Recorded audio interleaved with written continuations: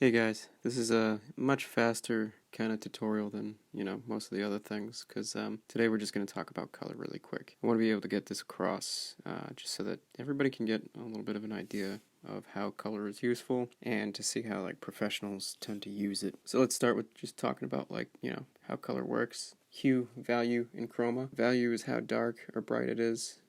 Chroma is how saturated or desaturated it is, and the hue is what color it is, where on that wheel it can be. Color has a lot of scientific effects on the brain, and one of them that I know of off the top of my head is that the colors of blue and green tend to be very relaxing for people. The color red is extremely noticeable. In fact, they say if you have a red car, you're more likely to get pulled over because people notice you more. So why is this important? Well, you can make things calm or creepy or, just kind of cool. You can understand which color combinations to use because you can know the science of color. One of the interesting things is that color... How do I explain this? I think it's best to get to the bottom of what color is. So when you look at something, it will appear to be a color because of what it is reflecting away. The object is absorbing certain color wavelengths. It's a wavelength of light, basically meaning the blue light is very short wavelength. Red light is a very long wavelength. It goes into wavelengths that we can't see, like infrared, gamma rays, all that, but color is just the visual spectrum. So let's take, for example, something like a leaf from a tree. If you had just basic green, just nothing but the color green as a paint, and you put it down to be a leaf, and you paint a whole tree like that, you're going to be like, something's not adding up here. Because the tree, or trees that you see, are not just green. What makes the leaf green is chlorophyll.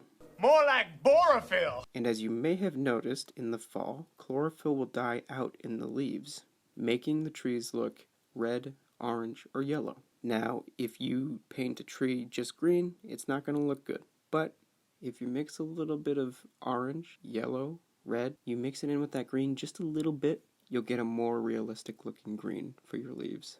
So you can see even just between different colors of greenery, you can have different colors of green. That's one occasion of why it's important to understand color and how it works. Now, what does color do to the human mind? Well, it can remind you of certain things, obviously. It can make something look old and antiquated. It can remind you of nature. It can remind you of post-apocalyptic kind of things. It can do just about anything, really.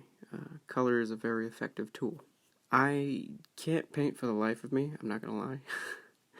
But I do know people who can, and I can recognize good painting from bad painting because I know what they're supposed to do. It's just I don't have the patience to put down brush strokes. I don't.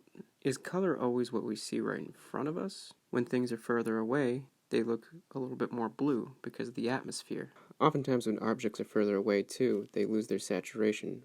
Just because something is a certain color, it doesn't mean you need to paint it that color. If we go into the world of abstract art, you'll start to see some crazy, crazy things. But it all started with a Dutch guy, Piet Mondrian. And Mondrian basically said, alright, I want to make it so that things are just basic shapes. And he took those concepts of basic shapes and he made designs out of them that would be able to remind you of things emotionally because of the way it was structured or the way it was colored. Abstract art is about conveying emotion. Context is not necessary. It's all about how the viewer interprets it. So it's interesting how in this Broadway Boogie Woogie picture you can see that he is getting the feeling of the bustling streets of New York and its gridded fashion just by using shapes and colors right here. Most people don't think that abstract art is really good or art at all, But the only reason is because they don't get a very clear, concise picture at the end of it. It's about conveying something to the emotional aspect of the brain. And it's really hard to do that, which is why I really respect people for doing that, because I can't really do it that well. But I'll look at what they do, and I'll take some things, and I'll apply it into a design. So, an example of somebody who was teaching how to paint, I don't remember who it was some famous guy. But my light and color design professor had told me that there was a famous painter, and a woman approached him and said, you're, an amazing artist. Everybody knows you. You're incredible. Teach me how to paint. And he said, okay, all right, paint that tree your best red. She goes, it's not even red. He goes, I know, paint it your best red. And the thing is, she was trying to figure it out for a minute. Then afterwards, she came back to him with the painting. And it was just this interesting kind of red that she chose. And she goes, yeah, I think I got it. And he was like, excellent, you learned how to paint. It's about what you're feeling. You know, that's what the abstract realm is about. That's also a wonderful thing about drawing. You don't need to draw what's right in front of you exactly as it is. You can give something your best gesture, but it's not exactly how it looks in front of you. It's all about conveying the emotion of what's behind it. That can be done in several ways. And colors can convey certain emotions better than anything else, really. If we take a look at a color wheel, the way that usually colors are chosen is by things that are complementary. One of the most famous decisions to make is black and yellow. We see it literally everywhere. Everywhere. They made a song about it. I put it down from the whip to my diamonds, I'm in black and yellow, black and yellow, black and yellow, black and yellow. That's how frequent it is. Complementary colors can be used in a way that's iconic oftentimes. If we take a look at, famous cartoon characters, we can see that a lot. If we take, let's say, the red and green combination, we know that for Christmas. Well, let's take red, and we'll just skew it a little bit into the blue area, right? Make it a little pink looking, or maybe a little magenta, right? Now let's just desaturate it a little bit, let's bring down the value, and then we'll take the green, right? We'll push that over towards the blue area, and maybe let's desaturate a little bit, maybe bring up the value a little, I don't know, mess around with it. And so now, what do you get? You get this interesting color combination because you decided to play with all three aspects of color. And what does that become? Well, you can get Giorno. Let's say black and orange, like Goku. Black and orange, what does that remind you of?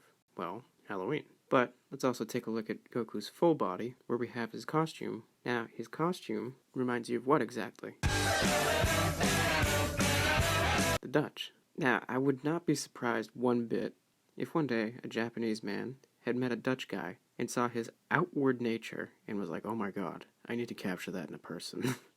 And then he decided to make Goku out of it. And he just took the color scheme, and there you go. JoJo's Bizarre Adventure, for example, uses a lot of great color work. He just knows how to use colors in the most wild way that works, You take a look at this picture of Jotaro. You get orange and purple. Who uses that? That is, nobody uses that.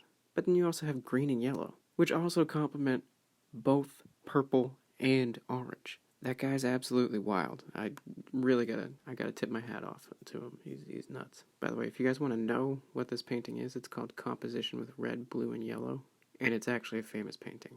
This is considered a masterpiece. I know it's wild, but it's the first thing to really do that, so. So, I'm gonna just turn this into a 2-part video, by the way. Sorry, guys. Otherwise, it would have been 20 minutes long, but I also made a picture for this whole color thing. That one should be easy to bang out because I'm not grabbing about 1 million images off the internet. But yeah, I put this one together and cut up the audio for the second one already. So yeah, the next video should be out soon, and then after that is landscape. In the second color video, I'm just going to show exactly how I made my decisions on color, and that's about it. It's very straightforward. But anyway, alright. I'll get back to you guys in a minute with that second video, but enjoy this, and if you do anything with this knowledge, just feel free to show me on Instagram, and, comment on this video if you want to see anything else, and, alright, I'll see you guys in the next video. Peace.